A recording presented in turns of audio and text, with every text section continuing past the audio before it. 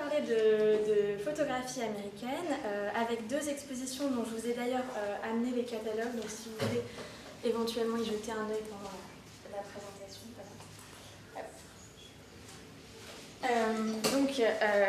Deux expositions qui ont eu lieu respectivement en 75 et en 79 dans un contexte qui est particulièrement remarquable puisqu'il combine cette seconde vague du féminisme dont on a déjà parlé avec un mouvement de patrimonialisation des productions photographiques. Alors, la première de ces deux expositions, c'est Women of Photography, an Historical Survey. C'est une exposition qui s'est tenue au Musée d'Art moderne de San Francisco, sous la houlette d'une certaine Marjorie Mann, avec le concours d'Anne Nogel, qui était donc commissaire associé, et puis l'appui logistique de John Humphrey, qui lui était conservateur en charge de la photo, donc au SF MoMA. C'est une exposition qui présentait le travail de 50 femmes photographes, des débuts de la photographie jusqu'aux années 1970. Et donc là, la seconde exposition que j'examinerai en parallèle, c'est Recollections, 10 Women of Photography. Et c'est un projet qui est là plus resserré, à la fois sur le plan du nombre de participants, puisqu'il n'y en a que 10, comme l'indique le titre, et puis également par les bornes spatio-temporelles, puisque là, la commissaire qui est donc Margaretha Mitchell se limite aux artistes américaines vivantes. Cette exposition a été donc menée à l'ICP, le Centre international pour la photographie de New York, avec le soutien de Cornel Capa, son directeur. Donc ce qui m'intéresse d'abord dans ces deux projets, c'est qu'ils ont été menés par des femmes qui étaient elles-mêmes photographes et pour lesquelles ils relevaient, semble-t-il, d'une forme de nécessité. Donc, je commencerai par là. Ensuite, j'examinerai les processus qui ont guidé le choix des photographes exposés et puis les enjeux véhiculés par ces deux sélections dont vous verrez qu'elles sont volontairement diversifiées. Enfin, dans un troisième et dernier temps, je m'arrêterai sur l'impact de ces deux expositions sur la carrière des participantes en prenant un exemple qui me semble révélateur et qui est celui de la photographe expérimentale Carlotta Colpern. Donc je commence tout de suite avec les commissaires de ces expositions et en particulier Marjorie Mann qui donc naît en 1919 et meurt en 1977. C'est important à signaler puisqu'on est 2 ans après l'ouverture de son exposition au SF MoMA. Marjorie Mann est à la fois photographe, elle est aussi professeure d'histoire de la photographie au San Francisco Art Institute et puis elle est critique dans un certain nombre de revues comme par exemple Aperture. On a donc une femme qui a une grande connaissance de la photographie, à la fois historique et contemporaine, et d'ailleurs c'est ce qu'on retrouve à la fois dans ses archives et puis dans la petite collection de tirages qu'elle a léguée au SF MoMA.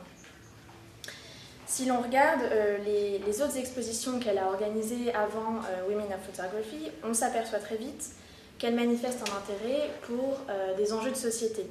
Alors, je ne vais pas rentrer dans le détail, mais on peut en citer une, California Agriculture, The Challenge of Growth, donc qui était une exposition avec là un point de vue sur les cultures agricoles dans la région de Californie. En fait, ce qu'on peut dire, c'est qu'elle fait des expositions un peu comme on fait de la photographie, c'est-à-dire en posant un regard conscient sur le monde. On sait d'ailleurs qu'elle avait donc une pratique de photographe. Je vous ai mis ici une photo à titre d'illustration, d'exemple. Malheureusement, c'est la seule que j'ai pu trouver, tout simplement parce que ces œuvres ont très très peu intégré les collections publiques. À cela, il y a deux raisons très simples. La première, c'est que, eh bien, tout simplement, avant les années 70, la photographie est très peu présente dans les institutions. Même si, il faut le signaler, la région de San Francisco est plutôt bien dotée en musées, en musées qui présentent de la photographie, en raison de l'ancrage géographique du groupe F64. Et puis, la seconde raison, bien sûr, pour laquelle ces œuvres sont peu présentes dans les institutions, c'est parce que les femmes peinent à se faire reconnaître dans un monde de la photographie qui, lui aussi, est dominé par les hommes. À titre d'exemple, dans une lettre datée de 1972 que j'ai pu consulter dans ses archives, Marjorie Mann est absolument effarée de constater qu'elle est la seule femme primée, toutes catégories confondues, au Nikon International Photo Contest. Donc voilà, donc avec Marjorie Mann, on a quelqu'un qui cumule à la fois une érudition photographique, un engagement politique, social et moral, et puis qui a une implication bien sûr toute personnelle dans le projet en tant que femme photographe. Pour Women of Photography, elle s'associe à Anne Nogel, qui, vous allez voir, a elle aussi un parcours intéressant. Elle naît en 1922, elle meurt en 2005. Et en fait, Anne Nogel prend part à la Seconde Guerre mondiale, puis à la guerre de Corée, comme pilote dans l'armée américaine. Et c'est que dans un second temps qu'elle décide de devenir photographe. Et donc en 1970, elle a sa première exposition personnelle dans une galerie de Taos au Nouveau-Mexique. Et la même année, donc toujours en 1970, elle devient à la fois professeure pour la photographie à l'Université du Nouveau-Mexique et conservatrice au New Mexico Museum of Art. Donc chez elle également, on retrouve ce double rapport au patrimoine photographique via son poste au musée et à la création contemporaine via son poste d'enseignante. Et puis à cela s'ajoute une fois encore une pratique artistique, donc de photographe, très axée chez elle sur les femmes, puisqu'elle réalise de nombreux autoportraits et puis des séries sur sa mère également et sur ses collègues pilotes. Ici, je vous ai mis donc un autoportrait qui date de 1975, qui est l'année donc de réalisation de l'exposition, où elle s'est donc dans lequel elle s'est photographiée après une opération de chirurgie esthétique. Donc, Mann et Nogel portent ce projet ensemble pendant 2 ans. Et ce qui me semble intéressant, c'est qu'elles vont vraiment dépasser des conditions de préparation qui sont assez difficiles. Et cela montre, me semble-t-il, l'importance qu'elles confèrent à cette exposition. D'abord, en tant que commissaire indépendante, il faut savoir qu'elles ne sont pas du tout rémunérées. Par ailleurs, je vous ai listé leurs multiples activités à chacune, elles sont véritablement débordées, à tel point que le mari de Marjorie Mann la menace même de divorcer à cette période-là si elle se lance dans toute autre entreprise. Finalement, Marjorie Mann fera tout pour mener à bien Women of Photography, malgré le fait qu'elle déclare un cancer en 1974, dont elle mourra en 1977. Cela m'amène donc à la seconde génération avec Margaretha Mitchell, qui elle est donc commissaire de cette seconde exposition dont je vais vous parler, qui a eu lieu en 1979 à l'ICP. Et Margaretha Mitchell vit toujours, et j'ai eu la chance de pouvoir l'interroger pour préparer cette intervention. Alors malheureusement, je voulais vous montrer un petit passage, mais je pense que comme on n'a pas le son, ce sera compliqué. Voilà, toujours est-il que Margaretha Mitchell se place vraiment dans la lignée du projet Mann-Nogel, dont elle explique qu'il a été un catalyseur pour ses propres intuitions. Après avoir vu en fait l'exposition du SF MoMA en 1975, elle a une discussion téléphonique avec Marjorie Mann, pendant laquelle Mann l'enjoint vraiment à prendre sa suite, se sachant donc mourante, en continuant à promouvoir le travail des femmes photographes. Encore aujourd'hui, Mitchell considère, je la cite, que c'était sa mission de faire la lumière sur le travail de ces femmes. Donc chez elle encore, on a le sentiment que la nécessité de s'engager pour cette cause vient du fait qu'elle est elle-même photographe. Elle explique qu'en tant que telle, elle a été inévitablement attirée par l'étude des travaux de ses homologues. Donc pour elle, il s'agit à la fois de réhabiliter des photographes injustement oubliés, et puis dans un même temps d'entrer dans la vie et dans l'œuvre de ces figures tutélaires qui deviennent de véritables modèles pour son propre parcours. Je le suggérais en introduction, il y a en fait 2 causes à défendre dans ces expositions. La première, c'est celle des femmes, et la seconde, c'est celle de la photographie. Et il faut bien voir qu'outre les 3 commissaires dont je viens de parler, il y a derrière ces 2 projets 2 conservateurs de musées qui ont avant tout à cœur de promouvoir l'art photographique et de le faire donc par conséquent entrer au musée. John Humphrey, d'une part, donc, qui travaille au SF MoMA, apporte un soutien inconditionnel à Mann et Nugel en les aidant notamment à obtenir une bourse du National Endowment for the Arts. Et puis Cornel Capa, qui est par ailleurs le frère de Robert Capa, fondateur de l'ICP, est décrit par Margaretha Mitchell comme une sorte de formidable impresario qui est absolument dévoué à son projet. Donc les deux commissaires ont cette position intéressante d'être à la fois indépendantes et à la fois associées à des musées. Ainsi, elles combinent un appui institutionnel avec une certaine liberté pour établir leur sélection d'artistes. Les deux projets ont suivi le même type de processus de maturation en 3 temps, avec d'abord un point de départ unique, puis une collecte massive de données, et enfin une difficile sélection. Alors, je vous parlais d'un point de départ unique. En fait, pour chacune des commissaires, les projets sont nés de l'attachement au travail d'une femme photographe en particulier. Donc chez Marjorie Mann, c'était Imogen Cunningham, donc du groupe F64, dont vous voyez ici une image à l'écran. Et donc Mann avait publié une monographie déjà sur Imogen Cunningham quelques années avant, en 1970. Et puis pour Margaretha Mitchell, le déclencheur, c'est Nell Dor, qu'elle appelle encore aujourd'hui, c'est assez drôle, sa marraine la fée. Donc c'est vraiment quelqu'un qui a occupé une place importante tout au long de sa carrière. Donc chacune des commissaires est ensuite passée par une phase d'accumulation. Mann et Nugel ont réuni plus de 1000 noms de femmes photographes pour n'en retenir que 50, tandis que Mitchell a compilé une 60aine de noms pour en conserver 10. Alors chez Mann notamment, il y a eu d'abord une part importante de recherche historique, avec des découvertes comme celle de Lady Filmer, je la cite, une photographe très funky qui travaillait au même moment que Miss Cameron. Et puis, d'autre part, bien sûr, une démarche prospective vis-à-vis de photographes vivantes. Et là, il faut bien avoir en tête qu'elles n'ont pas pu inclure toutes les photographes qu'elles auraient souhaité dans cette exposition, soit par mésentente avec les artistes. Alors, c'est le cas, par exemple, de Marie Cosendas, qui avait, semble-t-il, une personnalité difficile, donc qui a empêché son inclusion dans l'exposition. Soit plus prosaïquement par impossibilité de trouver des tirages, et là c'est le cas par exemple pour Anna Hoche que Marjorie Mann regrette beaucoup de ne pas avoir pu inclure dans son exposition. Alors une fois ces sélections établies, quels enjeux recouvrent-elles ? Eh bien avec des choix revendiqués 100% féminins, les commissaires soulèvent immanquablement la question de l'existence d'une esthétique de genre. On a parlé de Judy Chicago et de Lucy Lippard qui sont donc actives à la même époque. Le débat, en quelque sorte, ne peut manquer d'avoir lieu.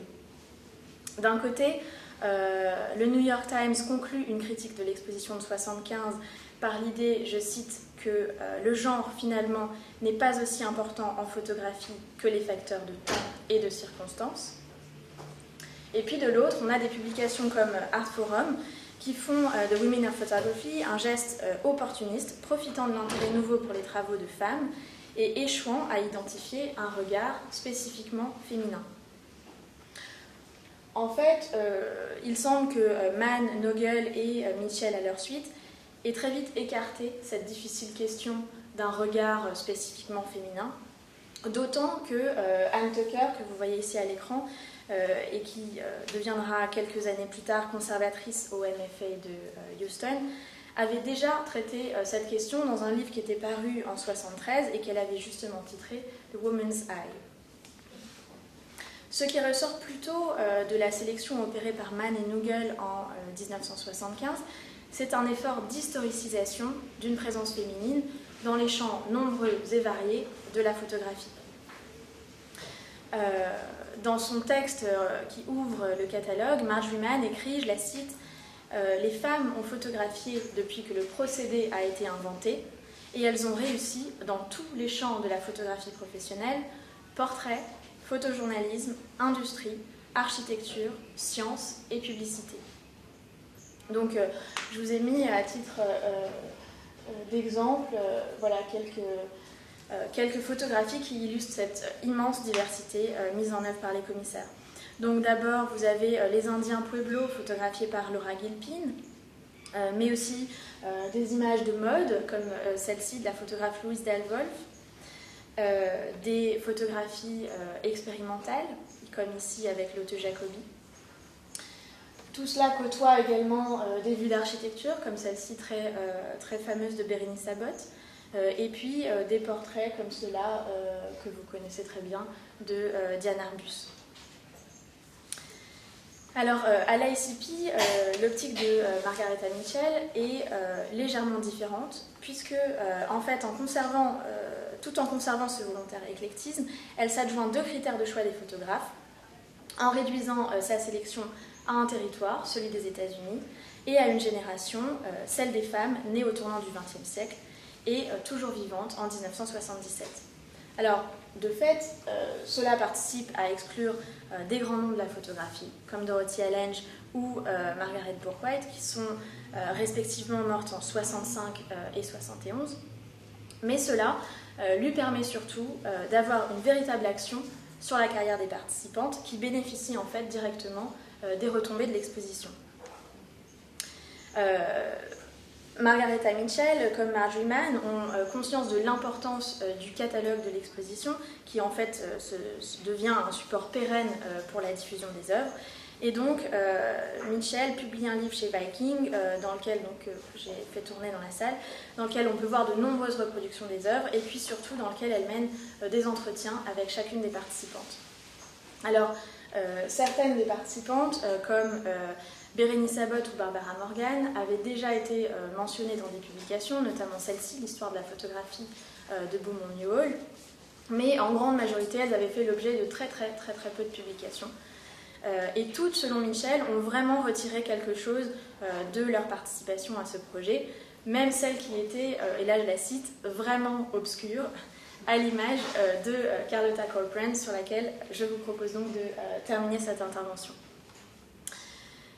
Donc Carlotta Corcoran, elle est née en 1901, elle meurt en 1988 et elle a fait carrière essentiellement comme professeure de photographie dans une université pour femmes du Texas. Au début des années 40, elle rencontre Laszlo Molinaj, puis Georgi Kepes, qui sont donc à la fois photographes et enseignants au New Bauhaus et qui l'encouragent à développer une pratique expérimentale de la photographie. Et puis, au début des années 50, elle fréquente Alfred Stieglitz et elle expose même au MoMA à New York, aux côtés de grands noms de la photographie abstraite. Et le musée achète à cette occasion 2 de ses photographies, qui sont parmi les plus emblématiques. Malgré une exposition personnelle qui suit en 1953 à l'Art Institute de Chicago, Carlotta Corcoran peine énormément à faire reconnaître son travail, à tel point qu'elle cesse ses efforts pendant une vingtaine d'années. Mais le déclencheur d'une phase de renouveau, ça va être la rencontre avec ce monsieur, Don Scholl, qui est donc un jeune photographe rentré du Vietnam en 1969 et intégré comme professeur à UNT, l'Université du Texas. Et donc ils se rencontrent à l'été 73 et en 1974, Don Scholl répond pour elle à une annonce parue dans le Dallas Morning News invitant les femmes photographes intéressées à contacter le musée de San Francisco en vue de l'organisation d'une exposition historique. Donc vous l'avez compris, c'est Marjorie Mann qui est derrière cette annonce et lorsqu'elle reçoit donc, des exemples du travail de Carlotta Corcoran, elle est absolument fascinée et elle décide d'inclure 5 de ses photographies dans l'exposition. Don Scholl aide Carlotta Corcoran à réaliser 4 tirages et le 5e, Winds Between the Worlds, qui est celui qui se trouve en haut à droite, est prêté directement par le musée d'art moderne de New York. Voilà donc comment Carlotta Corcoran se retrouve au SF MoMA. Et puis, en fait, à partir de là, tout s'enchaîne puisque c'est là que Margaretha Mitchell découvre son travail. Elle est absolument séduite, elle vient la rencontrer et elle lui propose donc de l'inclure dans son exposition de 1979 à l'ICP. Aujourd'hui, Margaretha Mitchell estime, je la cite, que c'était une redécouverte très inattendue. Alors Carlotta Corcoran est bien sûr ravie de l'accueil qui lui est fait à New York le 20 septembre 1979 lors du vernissage Et elle écrit, je la cite, « J'étais particulièrement heureuse de la façon dont mes 20 photographies étaient exposées. On les voyait tout de suite en entrant dans la pièce. Mon travail était principalement abstrait et expérimental, assez différent de celui des autres femmes choisies pour l'exposition. » Sur le plan commercial, la participation de Corcoran à ces deux expositions va entraîner des réactions en cascade, à tel point que Margaretha Mitchell doit s'assurer qu'elle ne devienne pas la proie des marchands. C'est la new-yorkaise Marcus Pfeiffer, dont vous voyez ici un portrait, qui sera sa première et dernière galeriste. Elle lui offre une exposition personnelle en 1977 et elle fait passer ses tirages historiques de 25 $ à 300 $ pièce, qui à l'époque est considérable. Elle vend par ailleurs une centaine d'œuvres au collectionneur Herbert Lust, qui en fera don à différents musées aux États-Unis. Et puis, sur le plan institutionnel, Corcoran est redécouverte. Recollections voyage dans 16 villes des États-Unis, tandis qu'elle participe à plusieurs expositions importantes. Une exposition de groupe sur les œuvres sur papier au musée de Dallas, une exposition titrée Light Abstraction qui est organisée par rien moins que Beaumont Newhall, et puis encore d'autres projets, notamment un OSF Monin. Et puis enfin, en 1980, Martha Sandweiss, conservatrice au Amon Carter Museum de Fort Worth, organise une rétrospective Carlotta Corcoran. Donc là, c'est un petit peu la consécration, parce qu'elle édite par ailleurs un petit catalogue qui est le premier à être entièrement consacré à son travail. Et puis, symboliquement, c'est extrêmement important, car le photographe Georgi Kepes, que je vous mentionnais tout à l'heure, écrit une très belle préface qui replace une bonne fois pour toutes l'artiste dans l'histoire de son siècle. Voilà, donc avec ces retombées à la fois commerciales et institutionnelles, pour Carlotta Corcoran, on a, me semble-t-il, un bon exemple de ce qu'a pu être l'impact de ces deux expositions sur les carrières d'une génération de femmes photographes. Voilà, mais je vous remercie pour votre attention.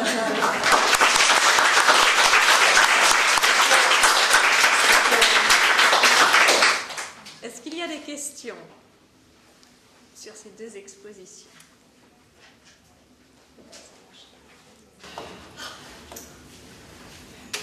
Pas une question, mais des commentaires, parce que moi j'étais dans ces situations et ce qui me frappe, il n'est pas évident de vivre le monde maintenant parce que les gens avaient des carrières et tout ça.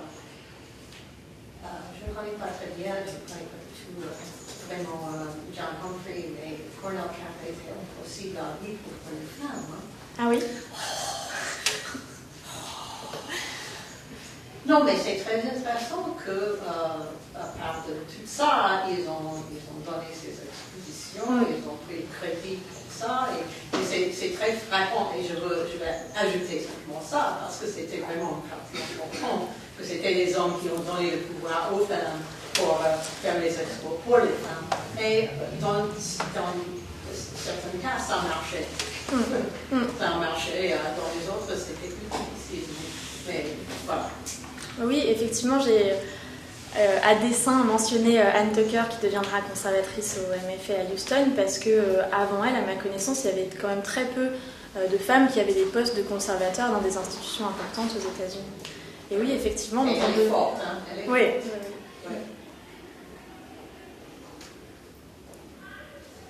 Mais c'est aussi intéressant quand on pense à la présence des femmes, parce que justement sur la période avant, il y a plein d'expositions de femmes artistes au début du siècle, au 19e siècle. Enfin, il semble que c'était un des endroits où les femmes se sont organisées énormément, mais qu'il y ait tout un moment où ça ait disparu, et puis ça revient à ce moment-là. C'est là aussi, est-ce que la tradition, enfin je sais pas, les femmes photographes se rendent plus compte de la tradition de la génération d'avant par rapport aux femmes peintres, je sais pas. Est-ce qu'il y a plus cette idée de continuité? Pas vraiment. Je crois que pour l'histoire, là, je regarde. Pour l'histoire de la photo, il y a vraiment il y a des moments, et puis il y a les répressions très sérieuses. Et puis il y a des femmes qui se battent encore, Lucie et Anne et des gens comme ça, et ça revient. Mais il faut vraiment se battre tout le temps, parce que quand j'étais très jeune, j'ai parlé, je ne sais pas avec qui, je crois que c'était Mary Beth Adelson. Et elle a dit, maintenant elle est très vieille, mais elle était plus jeune que moi en ce moment. Elle m'a dit, la différence entre les hommes et les femmes, c'est quand un homme fait une expo, puis il y a des offres, des choses, c'est comme on est dans une voiture qui roule. Voilà, et il y a vraiment quelque chose qui a un pouvoir, et là, je ne sais pas comment dire en français, you have the wind behind you. And there is a certain moment when you don't have to, you work at your work, but you don't work at some of yourself.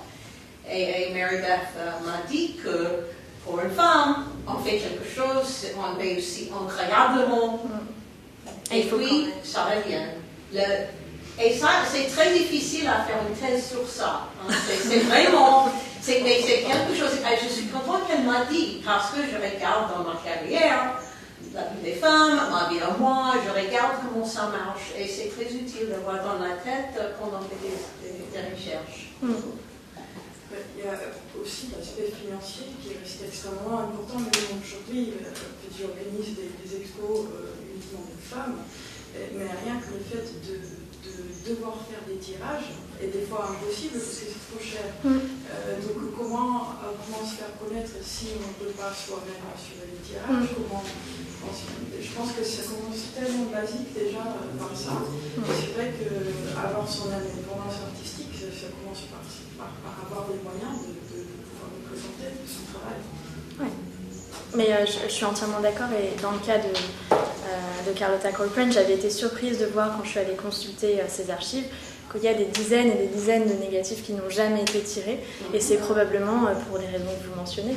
Et par ailleurs, il est très clair chez elle qu'elle était professeure pour gagner sa vie, c'est quelqu'un qui ne s'est jamais marié, qui n'avait que très peu de famille, et donc voilà, qui devait subvenir à ses besoins, et ça a sans doute aussi contribué à rendre sa carrière d'artiste plus difficile. Ouais. Je voudrais faire remarquer un aspect financier complémentaire de celui que vous soulevez.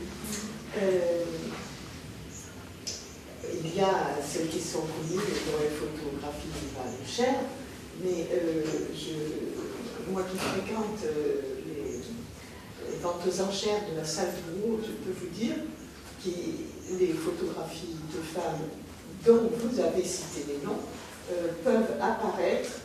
Par exemple, j'ai acheté avec une certaine honte, parce que c'était pas cher, mais bon, c'était dans mes moyens, une trentaine de photographies de Judy Cameron qui sont signées au dos, écrites de son, et toutes sur le même sujet, qui est Nureyev, la danse. Peut-être connaissez-vous ces photos? Oui, enfin je vois de quoi il s'agit. Oui. Bref, elles sont très belles, enfin certaines plus belles que d'autres, enfin toutes intéressantes parce qu'elle était amie de Nureyev et qu'elle suivait ses spectacles dans le monde entier. Donc on a une couverture exceptionnelle. Et même aujourd'hui, elles valent pas cher. Oui, c'est ce que je veux dire. Ouais. Ah, vous connaissez? Oui, non, mais c'est intéressant, c'est que oui, ça continue, ça coûte cher, on les vend pour moins cher, puis après il y a tout le monde, ça coûte cher la photographie.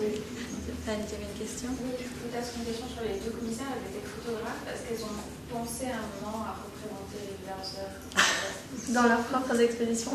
Là, c'était pas le cas, mais... Peut-être un hommage de la deuxième exposition à la première, en incluant les celles de non, alors je sais pas si c'est une caractéristique féminine de se dévouer comme ça aux autres, mais en tout cas elles se sont consacrées à promouvoir le travail de leurs contemporaines visiblement plus que le leur. Ouais. Merci beaucoup.